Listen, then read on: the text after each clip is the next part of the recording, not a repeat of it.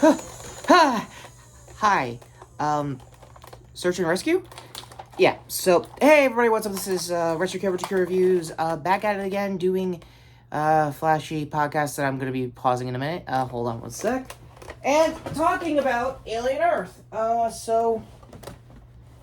That being said, what's there to say about Nora Hawley's entry into the Alien franchise that Romulus did a really damn good job with late last year?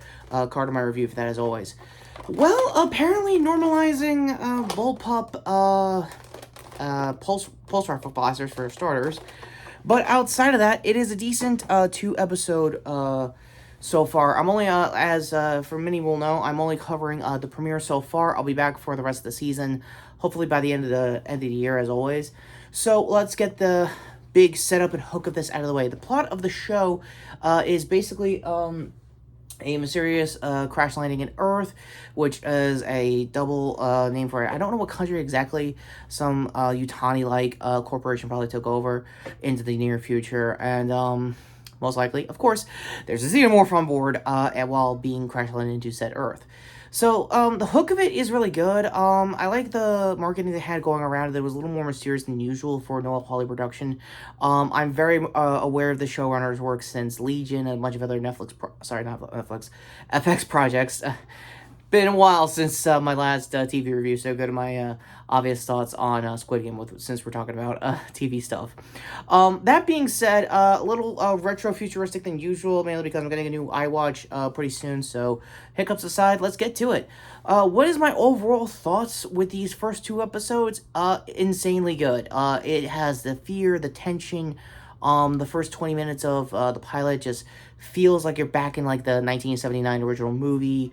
Very intentional because I believe Ridley Scott is still executive producing for this and whatever comes next movies wise. And yeah, you can definitely see the vibes are coming back to it. It has the same kind of timeline, I think, from Alien Isolation leading up to Aliens, one of my favorites in the franchise. Go to my retro review for that. And yeah, you could definitely tell there are similarities there. The big hook of most of the characters here are going to be not synth-related robot characters. I won't get into it. I was very much aware with, I believe, the Nerdist? Yeah, I think the Nerdist timeline videos suggesting that most of this era of the fandom had ties in some way, shape, or form to the Blade Runner franchise by a Tyrell Corporation, being tangentially tied to what was going on with Whalen Yutani later on down the road for the regular Alien franchise. But there's still shades of it as well with like this new era of like cyber. I don't want to say cyborgs or side people or just something like cybernetic. Essentially, there's a few characters set up as like kids that get not anti-transfer, but like somehow digitally transferred into new synth bodies that basically work out, continue their lives from there, thus leading them into the inciting incident, as mentioned earlier, the crash. Basically, I forgot the name of the exact ship itself. Again, I'm very new to this series. Sorry, well, this series for the franchise, so they'll probably wiki down below for the ship and everything and what went down that may have ties to other alien species we'll be seeing other than obviously the xenomorph later on this season. Speaking of which, they wasted no time showing off the Xeno in like pretty much no time flat. Normally, if this was a better paced alien movie like Romulus last year, it would take a good 10 to 20 minutes, but since this is a television series, we really didn't have that kind of timing. Pacing is about there. It's not as fast and loose like most Alien franchise movies, like obviously Resurrection, just getting to the point as well.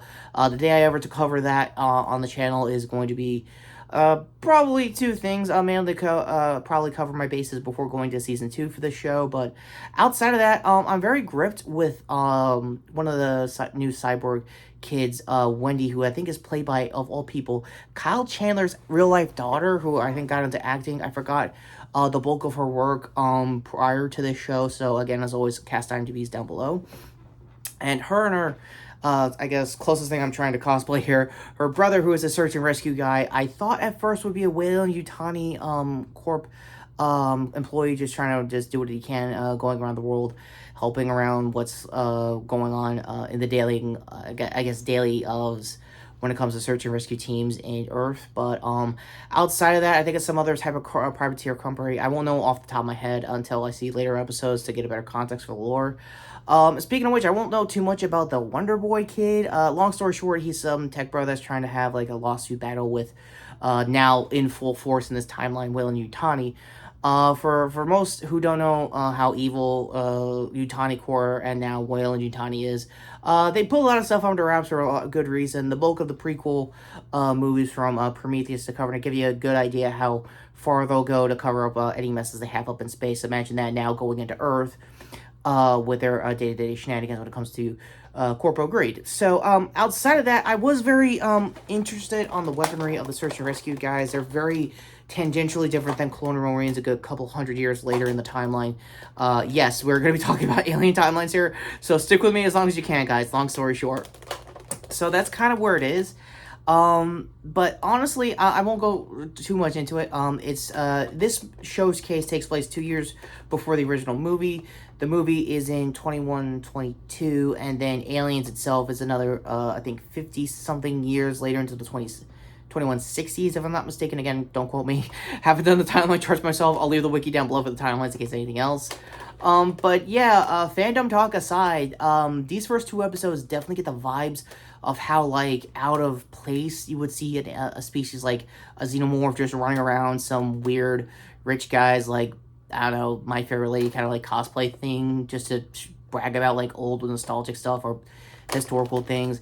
Again, first 1%er kind of shit, but just seeing them all getting annihilated, it was insanely visceral than I thought it could do for a FX budget. But still new. It's weird.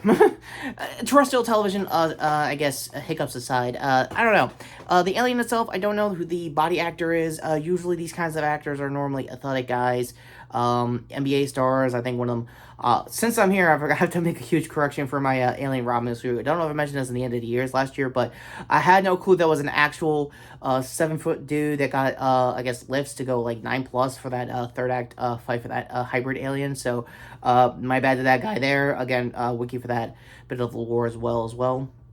Rambling aside, the cast is actually pretty good. Like I said, Kyle Chandler's daughter is doing the bulk of the work for the traditional, now new hybrid types of synths.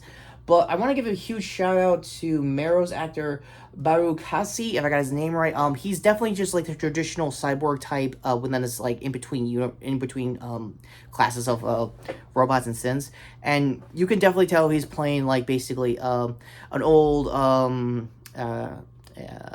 Ash kind of character, and basically trying to like sabotage in between just to get stuff going for the company. And yeah, he's definitely going to be like that probably throughout the season. Another big shout out is obviously Timothy Olyphant. I didn't get his character name here, so I think it's Strife. I could be getting that name wrong. Or remember an X-Men character. 20th Century Project regardless, but you see where I'm getting at. Anyway, he's the most cold and calculated, like an almost in-between Bishop-like character. You could definitely tell that in his synth style mannerisms and dialogue, and testing out like these kids now grown up hybrid synths, trying to figure out their powers and stuff like that going into this crash incident. As for the ship itself, the crash, like I said, is just very much a speedrun of the first movie, but at the same time, like, what if, like, basically if Ash 1 kind of scenario, and you kind of see that getting played out.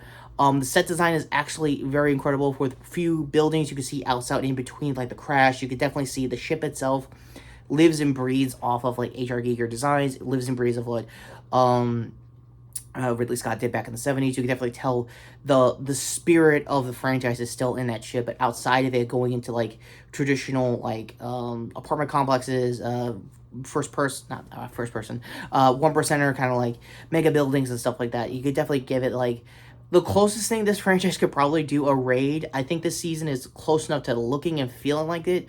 But I hope it expands more beyond that, because I think the kids get their bodies transferred, recruited into an island to figure out their powers and stuff like that. And I think this company has a cover story of them being gone, because I think a lot of them had terminal illnesses and stuff like that. So again, that's really more the drama hook for more subplots probably later down the road for this season. I'm rambling more than usual, probably in a good way, because this is a real surprise hit for me, as far as TV goes, and I have been very much surprised lately, in case you could tell with my Dexter Resurrection review. So, with that being said, my overall rating so far for these for this 2-episode premiere, is a very strong 9 out of 10. Pulse rifle shots and all. But, yeah, I definitely will stick around for the rest of the season. I will definitely come back for the wrap-ups. If not, I'll try to talk about, probably week-to-week stuff in, the shorts, much like I've done with other, Disney Plus level projects. They will probably also get week-to-week shorts. If anything cool changes within the next coming weeks, I'll let you know as always. So with that all being said, I don't want to leave any more times because I got, this and a short that I got to pump out, tonight. So with that being said, go to my not at all rushed hands here to my previous video, which was me talking about, obviously, my semi, but yet understandable disappointment with Squid Game Season 3, their final season for the Korean show. Still hoping that US spinoff doesn't happen, but starting to be more and more legible by the day. Who knows? Not at all trying to look like a Wailing Yutani vest here. To sub the channel, hit the notification bell down below, and leave a comment on what your favorite episode is so far for this premiere. I think episode 2 is the strongest out of the two for this premiere, but again, as always, let me know in the comments. Amber Dexter shots. Been a while since I've done enough Nerf related stuff here on the channel.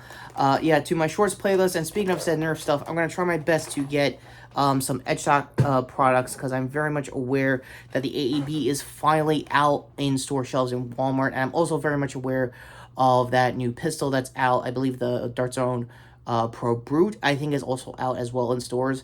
Out of the two, I might get the Brute first, because I'm very much aware of the hefty price tag that is coming so far, but justifiably so with the AEB, so I'll talk more about that in the coming weeks. So until next time, I'm still a very frazzled, yet still got my stuff together in time for this video. Retrokid review saying, yeah, this doesn't look too search and rescue-y or weird, right? With that all being said, congrats to Nola Hawley. You have a really good season ahead of you, and here's to hopefully seeing some really cool content out of it.